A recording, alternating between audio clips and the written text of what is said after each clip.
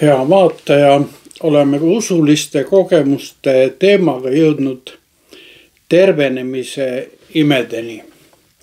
Kasvasin üles baptisti koguduses, kus igal pühapäeval toodi kogudusse palvesoove haigetest palvetamiseks. Sageli järgnesid eespalvetele ka tänusoovid.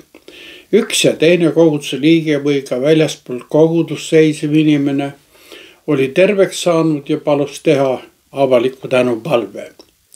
See oli toona ja on tänase päevani loomulik usuelu osa. Selle üle, kas haige oli tervenenud arstide abil või loomulikult, ei arutletud. Täna on nii, et koguduse pensionäride osaduses tekib üsna kergelt 3 eri leeri. Ühed soovitavad haiguse puhul igal juhul arsti poole pöörduda, teised soovitavad maarohtude peale loota ja kolmandad ütlevad, et tuleks üksnes Jumalalt abi paluda ja teda usaldada.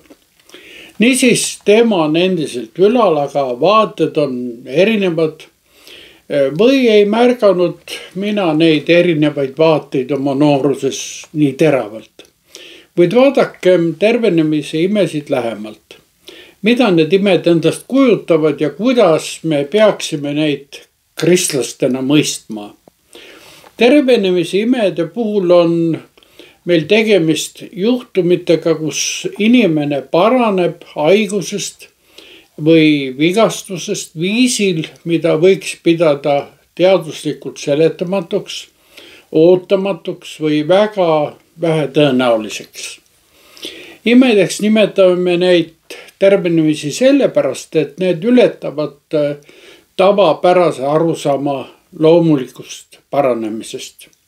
Kuigi peab kohe ütlema, et see loomulik jutumärkides paranemine on samuti ju imeline nagu kogu loodus.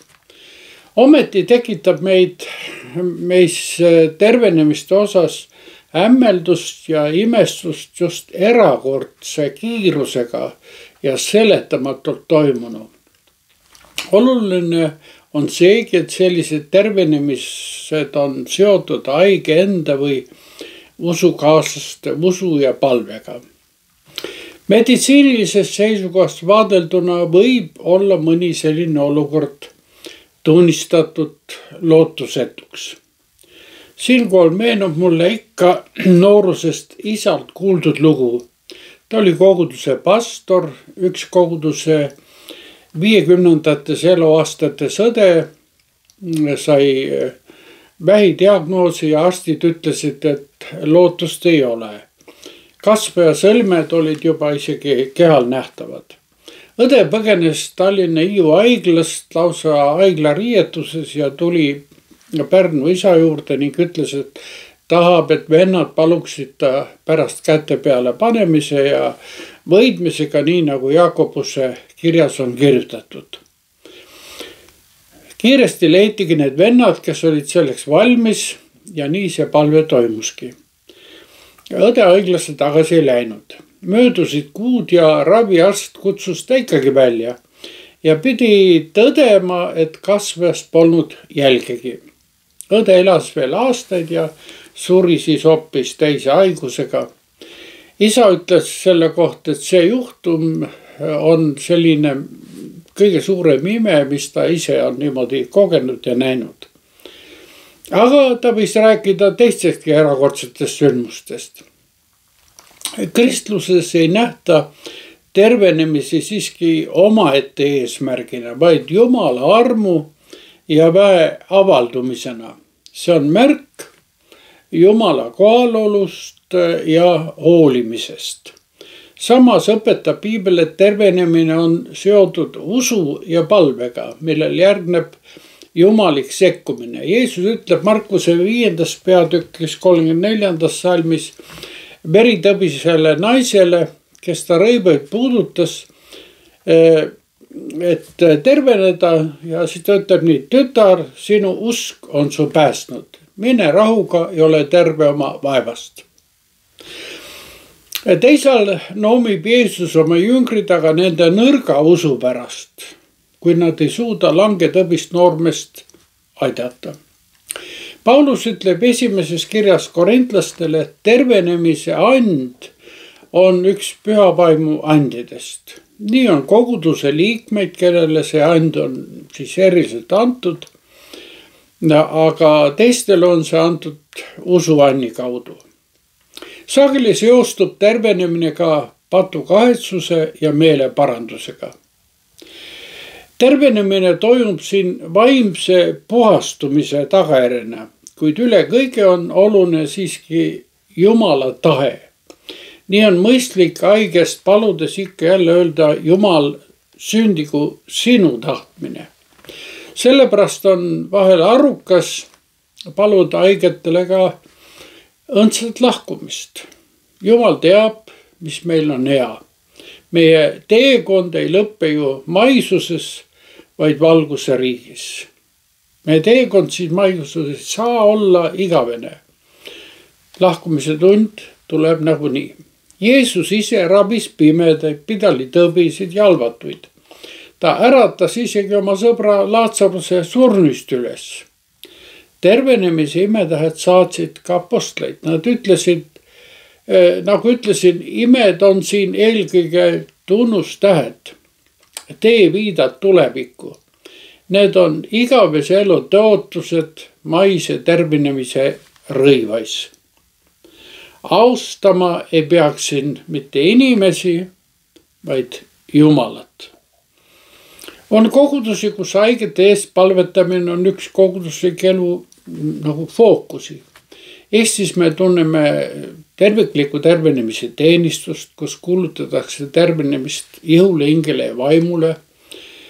Koguduslikest raamidest väljaspool on Eestis levinud ka palvekliinikute võrgustik, kus inimeste haiguste pärast palvetatakse erilise intensiivsusega ja korduvalt. Jumal õnnistagu neid, kes erakordselt haigete ja vaevatute eest hoolt kannavad ja nende eest palvetavad.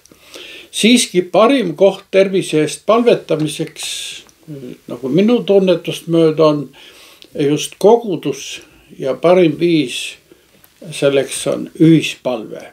Aga muidugi Jumal kuuleb ka üksiku palveid perekonnaliikmete eest ja kui need asjad sünnivad pereringis.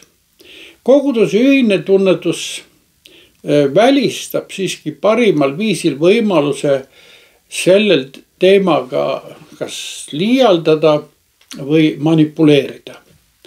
Samas tuleb tunnistada, et paljud arstid ja teadlased suhtuvad tervenemise imedesse siiski skeptiliselt. Nad seletavad selliseid juhtumeid kas vale diagnoosiga, spontaansete remissioonidena või psühhosomaatiliste teguritega. Nad ütlevad, et neil puudub selliste imede kohta teaduslikult hinnatav tõendusmaterjal. Ometi ei takista paljude arstide skeptilisus suure hulga tunnistuste olemasolu inimestel, kes on inimlikult seletamatuid tervenemisi just ise kogenud.